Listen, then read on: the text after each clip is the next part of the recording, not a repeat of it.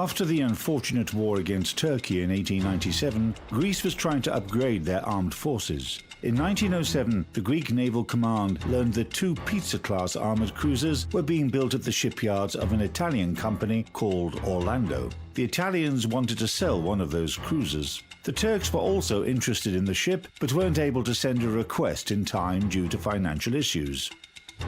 For the ambitious Greek navy, she was the mightiest ship they possessed, and became a source of pride for the Greeks from the moment she was commissioned into service. A snout bow is the element of the cruiser's appearance that draws most attention. That design feature was brought by the legacy of ancient triremes, and it was common to all warships of the steam-powered, armour-clad fleet era. Simply put, Averof was the last armoured cruiser to be commissioned in the world. Performance characteristics of cruiser Georgios Averof in 1911. Length 140.5 meters. Beam 21 meters, draft 7.5 meters, total displacement 10,400 tons. Armament. Main caliber 4 234mm Mark 10 guns. Medium caliber 8 190mm Mark 6 guns coupled in 4 turrets. Secondary armament 16 76mm guns. The cruiser was armed with 3 430mm underwater torpedo tubes. Armour, belt up to 200mm, deck 50mm. Main turrets 200mm, conning tower 180mm. Propulsion, 2 steam engines and 22 Belleville boilers. Power 20,808 horsepower.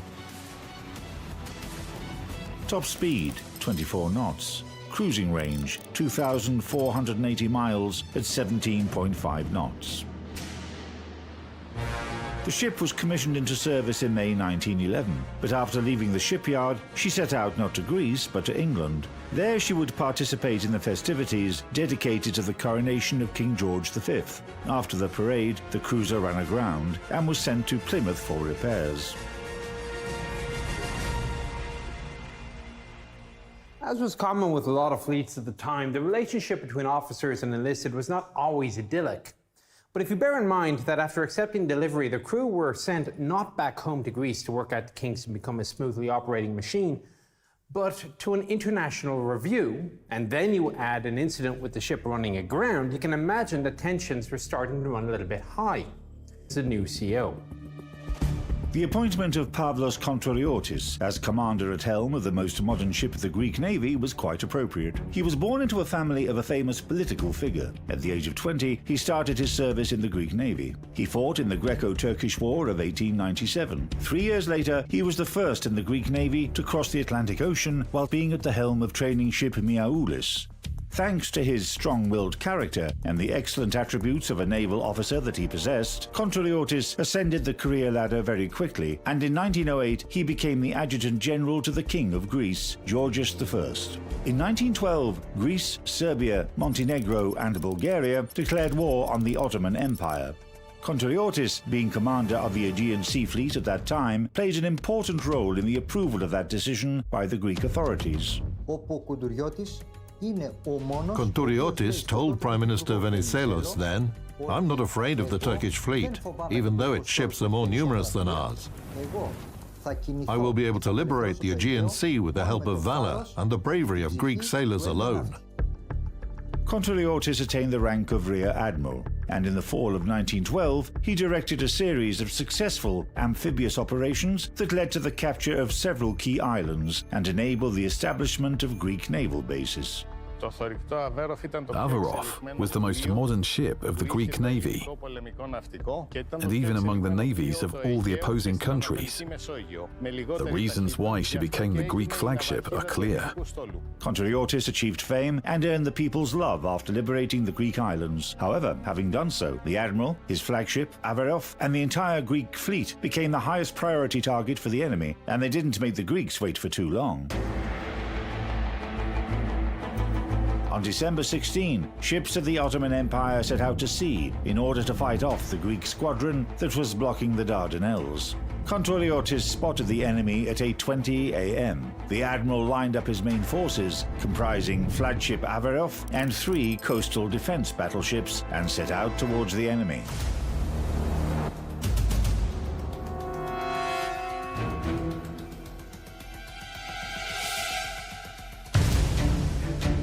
The Turkish fleet, comprising 2 squadron battleships armed with 280mm main caliber guns, was stronger. In addition, in specific conditions, they could be supported by coastal batteries. In the space of an hour, the Turkish ships approached the Greeks to a distance of 10 kilometers and fired first salvos at them.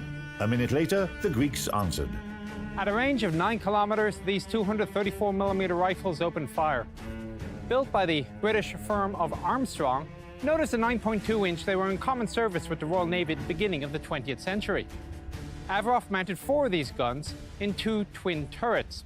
And indeed, the convex shape of the roof of the turret also belies their British origin. There were 18 people in the gun houses, and they were capable of servicing the rifles so quickly that every barrel could fire a round every 8 seconds.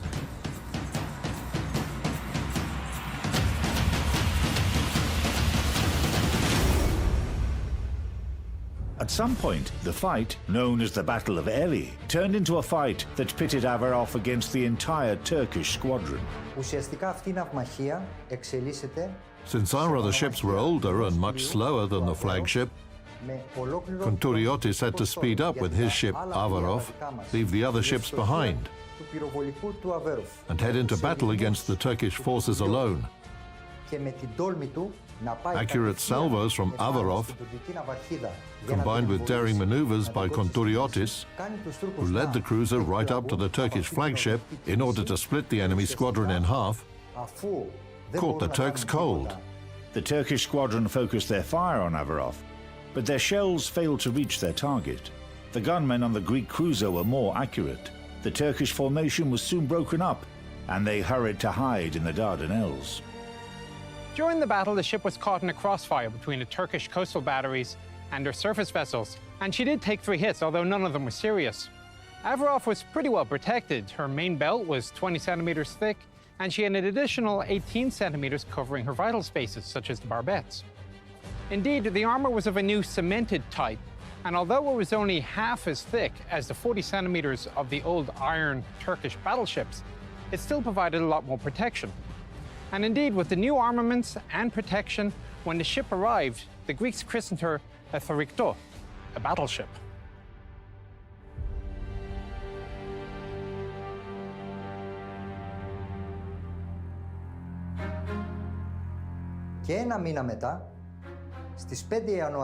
That was the first victory of the Greek Navy. Basically, it was a victory of one ship, Averof, with Kountouriotis at her helm. A month later, on January the 18th, 1913, the Turkish squadron set out to sea again, and a second battle broke out. The second battle also turned into a duel between Averof and the entire Turkish fleet.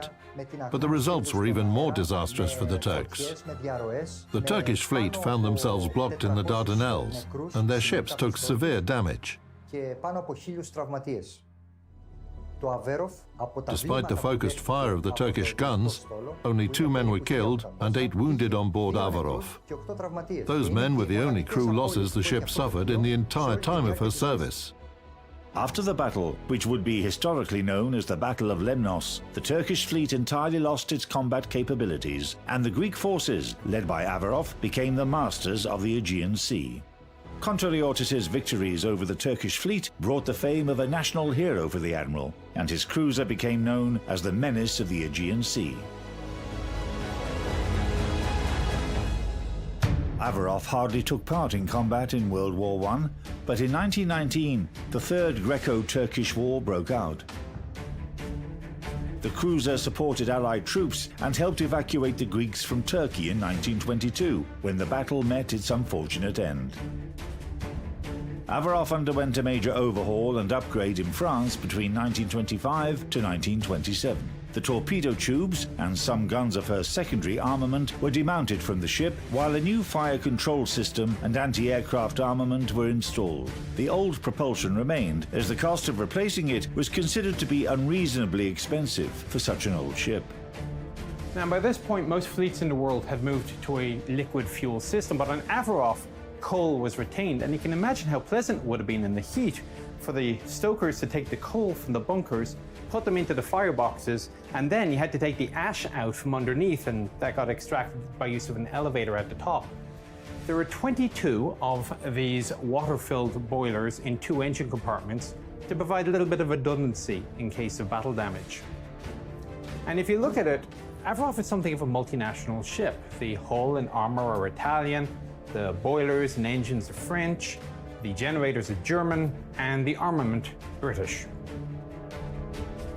The English guns of the Greek ironclad had their chance to serve the Crown in the next World War, which Greece entered as an ally of Great Britain. When combat began in 1940, the Greek fleet and its irreplaceable flagship Georgios Averof escorted convoys transporting troops and all needed supplies for the citizens of the Greek islands and protected the coastline from the enemy. In April of 1941, Germany invaded Greece, and the Luftwaffe paid particular attention to the Hellenic Navy, sinking a number of ships at anchor, to include the old battleship Kilkis. Averof was not left alone from the attentions. Indeed, the German attacks were so fierce that the anti-aircraft gunners would come to know this as the Deadly Watch. The German advance was so rapid that the remnants of the fleet were forced to relocate to Crete and then Alexandria. But naval headquarters ordered Averof to be scuttled, on the premise that she was too old to be of military value, and there seemed little merit in giving the enemy a prize of the hero of the Balkan Wars. However, the crew on their own decided to ignore this order and made their own break for Alexandria. At night on April 18, the cruise's commander, Ioannis Vlachopoulos, and a few crew members approached a closed harbour boom on a rowboat. The harbour boom was used to protect the ship at its station. Using axes and handsaws, the sailors cut through the harbour boom so Averof could set out to sea. On April 23, the cruiser arrived in Alexandria and became part of the British Mediterranean forces. Greece capitulated on the same day, and the government left the country. In August of 1941, the ship, now under British operational control, was sent to the Indian Ocean for convoy service, where she remained, based out of Bombay, until the end of 1942. Now, at this point, the 30-year-old ship is making 12 to 16 knots, which for a cruiser is an indicator as to her state, even though in the 1925 to 1927 refit, her original Belleville boilers had been replaced by like new ones. However, that didn't prevent cruiser Averof from fulfilling her combat duties. From November 1942, she patrolled the entrance to the Suez Canal.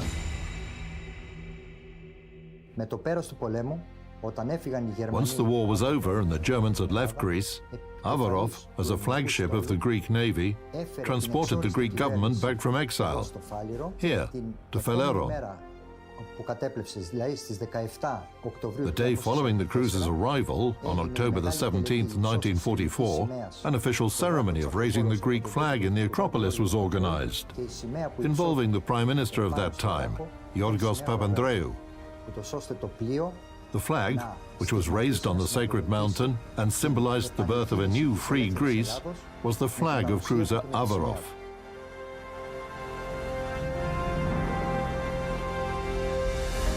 From 1945 until 1952, Averof was stationed at Salamis Naval Base and used for allocating the naval headquarters.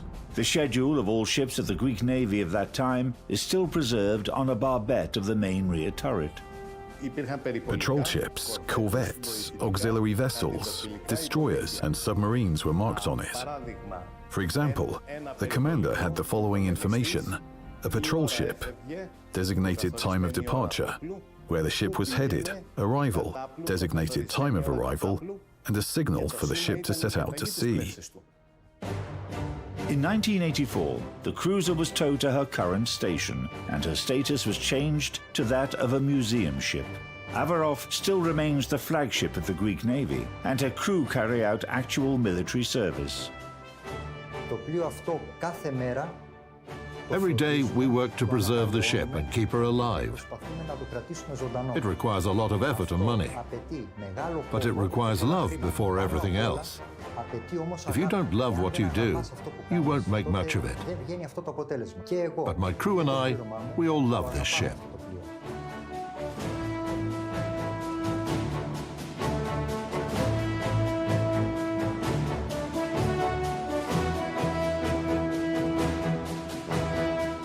In December 2017, when cruiser Averof was leaving Saloniki, where she had taken part in the festivities dedicated to the anniversary of liberating North Greece from the Ottoman rule, many citizens asked the sailors to stay. They felt safe when they saw Averof in the port.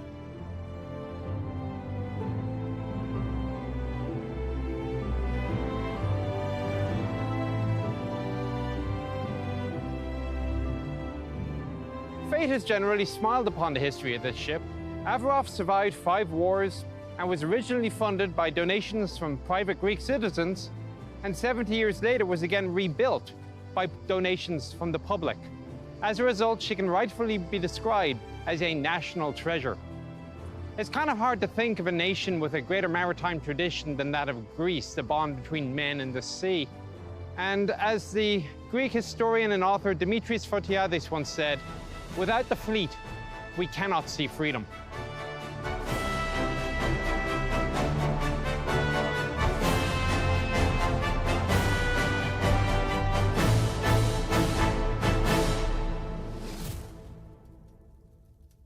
From Livorno's docks to Hellenic flame, he bore the strength of Greece's name, a gift of steel, of noble will, to guard the seas where God stands still.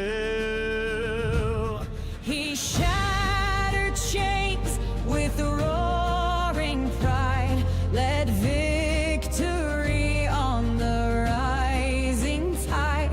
With every blast and fearless cry, the Averof race hails high.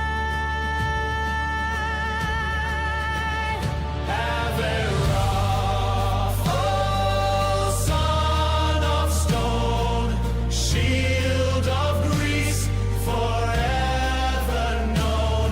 Your flag flew bold, your cannons rang, and songs of freedom proudly sang. In storm and fire you stood the line, your name eternal shall ever shine.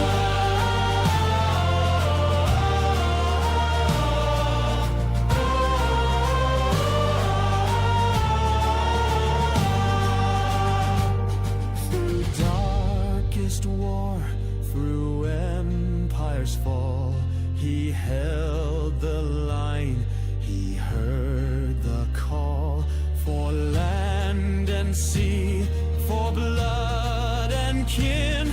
He fought so Greece could rise again.